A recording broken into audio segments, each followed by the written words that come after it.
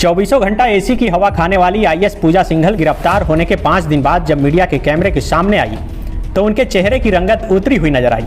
वह पिछले 5 दिनों से ईडी की रिमांड पर है। ईडी के अधिकारी ईडी कार्यालय में ही लगातार उनसे पूछताछ कर रहे हैं। 10 मई को मनरेगा घोटाला और मनी लॉन्ड्रिंग मामले में लगातार 3 दिनों की पूछताछ के बाद आईएएस पूजा सिंघल को गिरफ्तार कर लिया गया था। देर रात 10 मई को कोर्ट में पेश करने के बाद पूजा सिंघल को बिरसा मुंडा होठवार जेल भेज दिया गया था। जेल में एक रात बिताने में ही पूजा सिंघल की हालत खराब हो गई थी और उन्होंने जमादार पर ही अपनी भड़ास निकाल ली थी। आज पूजा सिंघल का रिमांड खत्म होने के बाद ईडी कार्यालय से निकालकर कोर्ट ले जाया गया, जहां से पूजा सिंघल और सीए सुमन कुमार को और 4 दिनों की रिमांड पर भेज दिया गया। मतलब पूजा सिंघल और 4 दिनों तक ईडी कार्यालय में रहेगी। ईडी के अधिकारी कई अन्य बिंदुओं पर दोनों से पूछताछ करेंगे। अब तक की पूछताछ में कई बातें निकलकर सामने आई है। सूत्रों के हवाले से मिली जानकारी के मुताबिक पूजा सिंघल और सुमन कुमार सिंह से पूछताछ में अब तक कई नौकरशाहों, सफेद पोशों और व्यवसाय जगत से जुड़े रसूखदारों का नाम सामने आया है।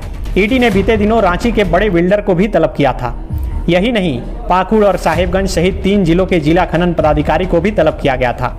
सोमवार को उनसे पूछताछ भी की गई। अब तक की पूछताछ में कई अधिकारी से लेकर सफेद पोशों का नाम सामने आया है। यही वजह है सीए सुमन कुमार के घर से बरामद करीब 19 करोड़ रुपए मामले में अब डिस्ट्रिक्ट माइनिंग ऑफिसर से भी पूछताछ हो रही है। पूजा सिंघल से कल उनके बच्चों ने भी मुलाकात की थी। जो जानकारी है उसके अनुसार अपने बच्चों को देखकर पूजा सिंघल भावुक हो गई थी।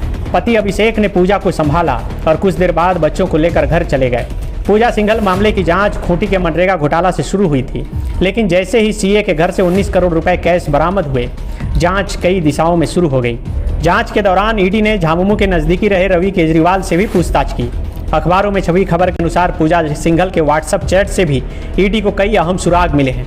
इसी सुराग के आधार पर पुलिस जांच आगे बढ़ा रही है। ईडी को कुछ व्हाट्सएप ग्रुप के बारे में भी पता चला है, जिसमें लेन देन की बातें हुआ करती थी। पूछताछ के दौरान पूजा सिंघल से व्हाट्सएप ग्रुप के बारे में डिटेल से समझा गया।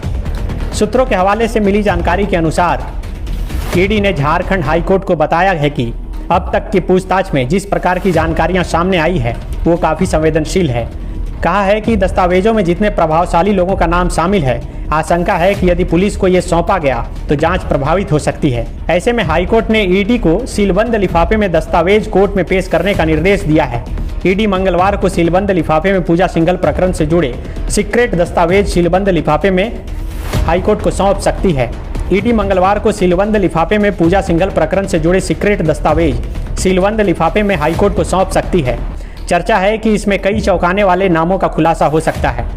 गौरतलब है कि ईडी ने अब तक पूजा सिंघल से मनरेगा घोटाला, राज्य के अलग अलग जिलों में माइनिंग लीज, बरियातो स्थित सुपर स्पेशलिटी पल्स हॉस्पिटल के निर्माण और प्रबंधन में भागीदारी और अन्य वित्तीय निवेश से संबंधित सवाल पूछे हैं।